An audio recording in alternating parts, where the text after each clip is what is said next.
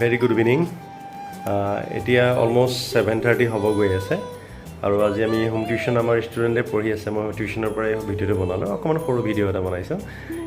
কাৰোবাক যদি home tuition লাগে গণেশগুৰি, হেঙেৰাবাৰী, জাপুৰিগোগ আৰু বৰবাৰী বা 6 মাইল ডাউন টাউন এৰিয়াত কণ্টেক্ট কৰিব 9707811381 for CBSE and ICSE board including Assamese, all subjects including Assamese.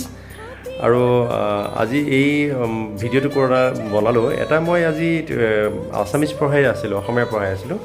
তাতে এটা কবিতা দেখা পালোঁ, খুব পুৰণি কবিতা। কবিতাটোৰ কবি আছিল ডক্টৰ ভৱেন্দ্ৰনাথ শইকীয়া।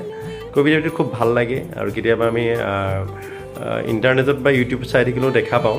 ভাবিলোঁ আজি কবিতাটো মই গাই শুনাওঁ আপোনালোকক। এই কবিতাটো মই পাঠ কৰি শুনাইছোঁ। নাম গছ ভালপোৱা ককাৰ খং আৰু কবি ডক্টৰ ভৱেন্দ্ৰনাথ শইকীয়া। ভাল পালোঁ ৰঘুনাথ, তুমি মোক পুতেৰাৰ বিয়ালৈ মাতিলা, পিছে ৰভাখন দিবলৈকে আমলখি গছজোপা কিয়নো কাটিলা?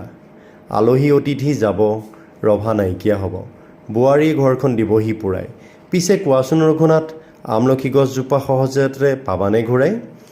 দৰাটিক মাতাচোন, আশীৰ্বাদ এজুলুকা দিওঁ আৰু যাওঁ, গছজোপা কটা বাবে লুচি ভাজি ৰসগোল্লা একোকে নাখাওঁ। ডক্টৰ ভৱেন্দ্ৰনাথ শইকীয়া।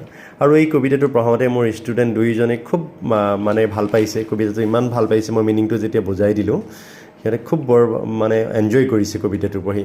আৰু ডক্টৰ ভৱেন্দ্ৰনাথ শইকীয়া ছাৰৰ সকলোবোৰ গদ্যই হওক বা পদ্যই হওক খুব ভাল লাগে পঢ়ি। Thank U.